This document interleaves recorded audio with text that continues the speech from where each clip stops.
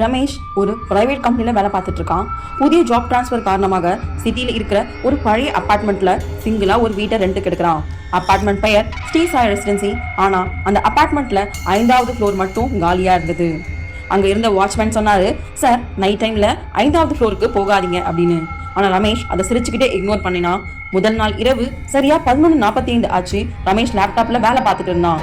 அப்போ மேல டக் டக் டக் என்று சீலிங்ல இருந்து நடக்கிற சத்தம் கேட்டுச்சு. மேல ஃப்ளோர்ல யாராவது இருப்பாங்க போல என்று நினைத்து கொண்ட ரமேஷ் திடீர்னு அப்போதான் ஞாபகம் வருது, 5th ஃப்ளோர் காலியா தானே இருக்கு என்று.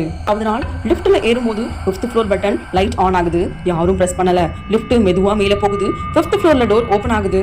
வெளியே முழுக்க இருட்டா இருந்தது. அங்கே யாருமே இல்லை.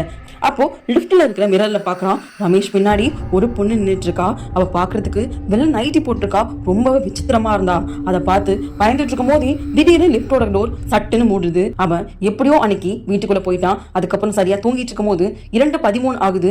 டோர் பெல் சத்தம் கேக்குது. ரமேஷ் பீப் ஹோல் வழியா பாக்குறான். யாரும் இல்ல. டோர் ஓபன் பண்ணியவுடன் ஃப்ளோர்ல ஒரு பேப்பர் கிடக்கு. அதில் எழுதியிருந்தது என்னன்னா, நீ 5th ஃப்ளோருக்கு வரலனா நான் உங்க வீட்டுக்கு வருவேன் என்று. அந்த நாள் முதல் ரமேஷ் அபார்ட்மெண்ட்ல இருந்து வெளியே முயற்சி பண்ணனா, ஆனா எதுவுமே அவனால பண்ண முடியல. என்ன பண்ணாலும் 5th ஃப்ளோர் தான் ஸ்டாப் ஆகுது. ஒரு நாள் வாட்ச்மேன் கிட்ட கேட்டான், இங்க என்னதான் ஆச்சுன்னு சொல்லும் போது வாட்ச்மேன் சொன்னாரு, ஒரு தடவை 5th ஃப்ளோரை பாத்தீங்கன்னா அதுக்கப்புறம் தப்பிக்கவே முடியாது சார் என்று. ரமேஷ்க்கு என்ன நடந்துக்கும் தெரிஞ்சிருந்தா கீழே கமெண்ட் பண்ணுங்க. இந்த வீடியோ பிடிச்சிருந்தா லைக் பண்ணுங்க, ஷேர் பண்ணுங்க. இது போன்ற மேலும் வீடியோக்கள் பார்க்கணும், சப்ஸ்கிரைப் பண்ணிக்கோங்க. இந்த வீடியோ பார்த்ததுக்கு நன்றி.